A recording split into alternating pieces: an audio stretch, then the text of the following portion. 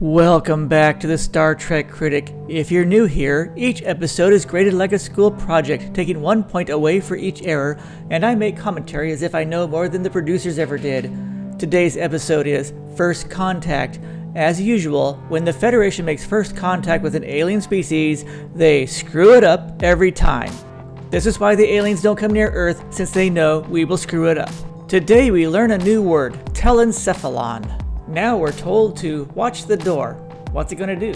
This doctor says he took a severe blow. That's what she said. The beginning of this episode always reminds me of the Twilight Zone episode, Eye of the Beholder. And it turns out this doctor has a foot fetish. And this doctor's trying to fill him up. Where is this place? Now he's speaking love poetry to Riker's foot. We have to move on. The Malkorians notice his forehead, his hands and toes, his organs and ribs, but never ask, how come you speak English? The first point is lost, since in Star Trek, they always call continents northern or southern. They don't have real names. Who on Earth would call their lands north and south?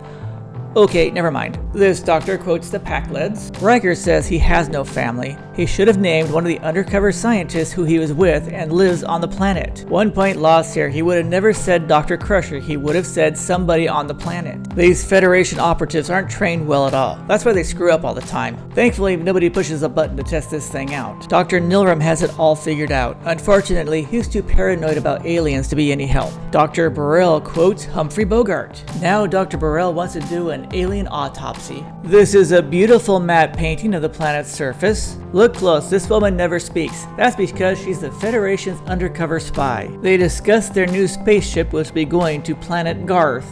I am Lord Garth, Master of the Universe. They just have the designs for it, they haven't even constructed it yet. Krolla is just a nervous little mole rat, isn't he? Look closely, is that the Discovery in the background? The aliens come to abduct Marasta Yale. Picard and Deanna give a very lame and well thought out first contact speech, when in reality they're saying, we know you're a Romulan spy. Picard says, instead of screwing up first contact out in space, we're gonna screw it up right here on your planet, and the first thing we're gonna do is an alien abduction and take you to our spaceship. You can tell the special effects are getting better because this planet has a cloud layer over it. Mr. Mott, oh no, he's not Mr. Mott, but he is drinking something green. Marasta Yale is thinking, this is incredible. I'm in a spaceship looking over my planet, and the aliens in this spaceship speak English just like me. All three try to sit down without moving their chairs, but Deanna had to move hers. This is one of the rare times you don't see the Enterprise or crew until 10 minutes into the show. Picard says, we have spies on your planet.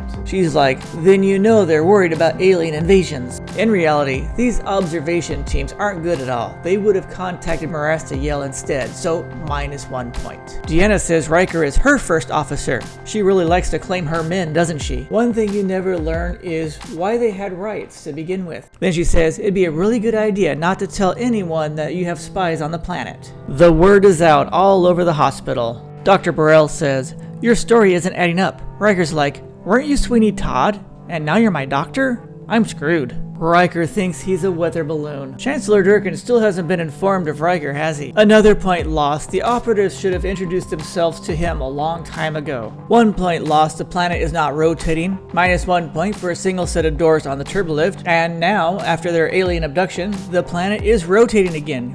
Check that out. Marasta says, Data, where's Geordi? Data says, Geordi's not in this episode, so the narrator is taking 1 point. And Worf only has 1 line, so another point lost. And I only have 4 lines in this episode, so -1 more point. Marasta says, you know the way to fix that, Data? We should just go out and do the nasty. I hear you're really good. Data's thinking, you know, being an android is better than being a human, isn't it? Picard gets to mansplain grapes and wine. Chancellor Durkin says, wait a minute. You are 2,000 light years from Earth, and you only go back once every 10 years.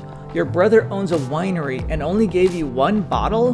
What an asshole. No wonder you screw up first contact all the time. -1 point. You would not call your home planet Malcor 3. We don't say Sol 3. Durkin says, my world's history has conquerors that started with saying, we are your friends, we come in peace. Picard says, yep, we do that on our planet too. Then Malcor says, if you're not here as colonizers, why is your pet fish the most invasive species on your planet? That's a sign you're going to invade. Picard says, It's just a fish. We're here to help guide you into a new era. You'll probably call it imperialism, but that's what it really is. Durkin says, Captain Picard, I have a wife and kids and you don't. Neener, neener, neener. And he makes a good speech here, but unfortunately, he can't tell the people of his planet what just happened because his planet is pretty paranoid. Riker is about to become a victim of sexual harassment. If she wants to know, are you really an alien? And he says, didn't I see you on Cheers? Then he asks if she knows the left fielder. The left fielder's name. Why?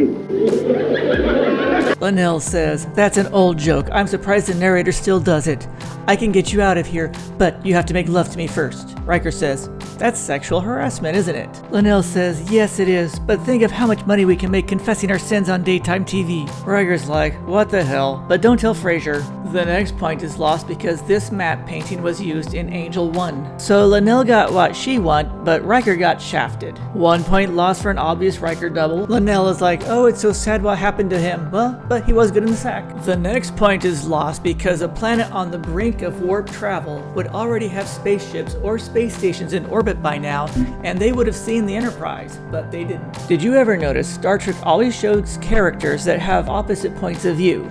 That is done intentionally. Krolla says, we are going too fast and I don't want to be eaten by aliens. Durkin says, who knows? We might eat them. They could be tasty. You never know. Krolla lets the cat out of the bag and then Marassa says, I know about him too. And Durkin's like, has everybody been lying to me? They're like, yeah, actually we have. One thing you don't know is how far away are they from the Sitka Medical Facility? It's probably not that far. It turns out Krolla is the biggest secret keeper of them all, and they're already over at the Sitka Medical Facility. Did you ever notice in these places where it's all one big planet, everything just has to be down the street? The doctor says, I'm not going to give him any more drugs, so Krolla says, I'm going to get you fired then. Picard beams down into Durkin's office. Durkin says, we know about Riker and all those operatives you have spying on us. Picard says, well, shit, and then he leaves. Although Durkin does admit he'd probably do the same thing.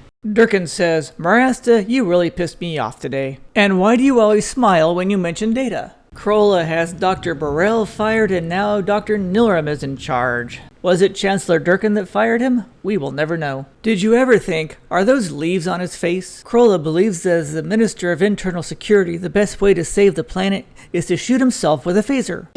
My people. Another thing you don't know is how long he was on the ground before he was found. 1 point lost here, Riker is unconscious. He would not be holding the phaser. Now when Dr. Crusher calls Picard, he's back in the Chancellor's office with Marasta Yell, so some time has passed. But since we don't know how much time has passed, 1 point is lost.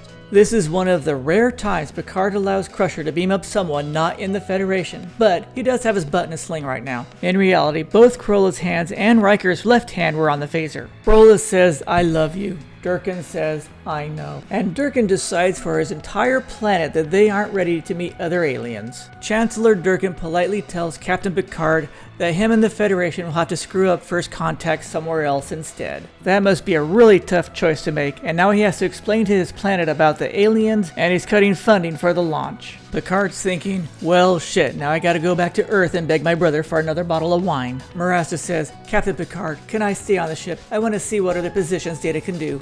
I mean functions, of course. Worf shows up to escort Chancellor Durkin to the transporter room and get Marasta Yell some quarters, and he says his one line of the entire show, which is, I number one. Durkin says, I love you. Marasta says, I know, but I gotta go hook up with Data right now. Bye. Oh look, they finally named their islands. So who are the Malcorians? Phoebe Neuwirth has won 2 Emmys and 2 Tonys and many award awards. She has 83 screen credits including Cheers and Frasier and many cartoon voices. Sashi Parker played Dr. Tava. Her mother is Shirley MacLaine, and she is fluent in Japanese where she grew up. You can also see her on Peggy Sue Got Married, Scrooged, and Alien Nation. Steve Anderson played Dr. Nilram. He has 112 screen credits including Wonder Woman, Three's Company, and Step by Step. Michael Ensign played Minister Krolla, spent some time in British theater with 175 screen credits, and we will see him again on Deep Space Nine, Voyager, and Enterprise. George Hearn is also a Tony winner. He has 56 screen credits including Sweeney Todd, Major Dad, and several cartoon voices. Carolyn Seymour is from the UK and tried out for the role of Dr. Crusher. This is her second of 3 Next Gen shows and will be back on Voyager, Babylon 5, Quantum League, Doctor Who, and 130 more shows. The late George Coe was on the first 3 episodes of Saturday Night Live. He has 135 screen credits, including The Stepford Wives, Archer, The Gilmore Girls, and The Golden Girls. First Contact, an excellent Star Trek episode that shows how the Federation screws up First Contact every single time, gets a score of 86. Thanks for viewing. Be sure to leave comments below, click that like button, the share button, the subscribe button, and I'll see you again next week.